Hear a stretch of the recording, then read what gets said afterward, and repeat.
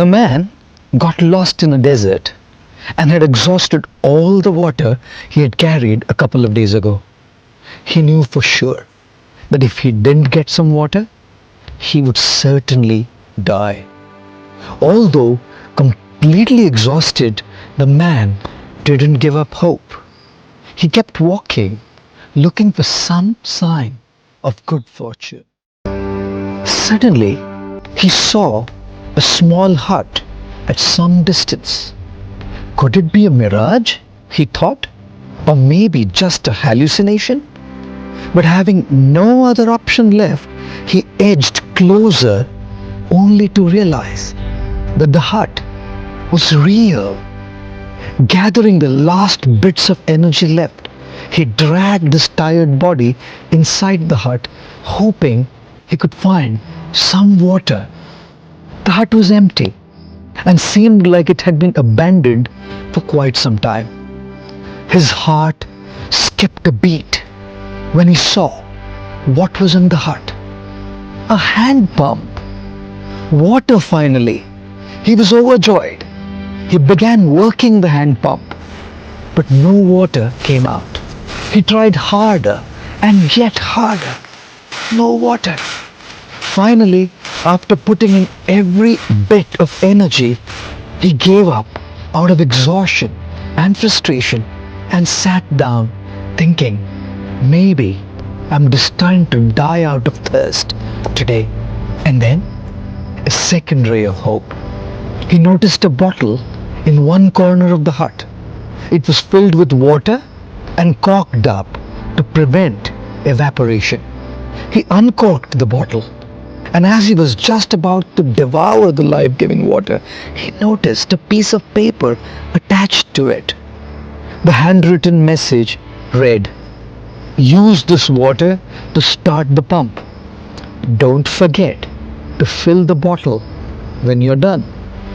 He was now in a dilemma: to follow the instruction and pour the water into the pump, or ignore it and just drink the water.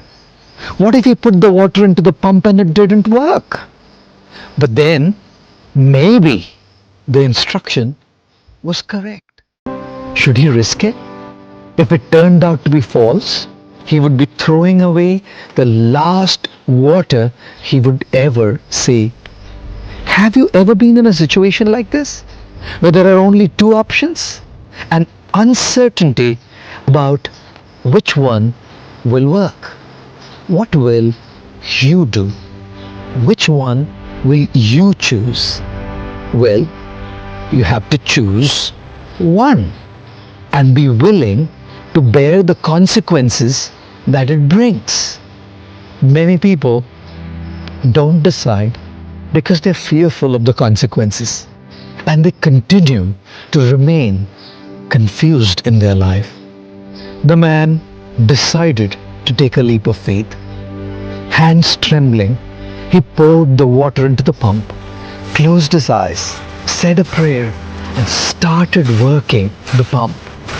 He heard a gurgling sound, and water came down, gushing out, way more than he could possibly use. He drank the cool, refreshing water to his heart's content and quenched his thirst.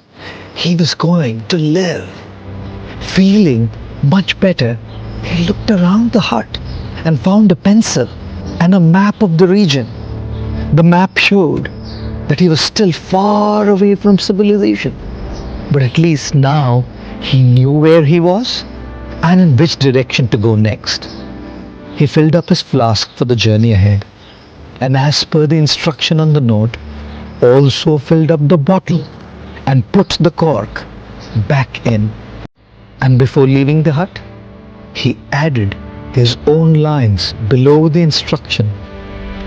Believe me, it works. Most of us may not be confronted with a situation like this, where the choice made decides whether we live or die. Yet, we have our own journeys to take and our own choices to make. If the choice we make goes our way, fantastic.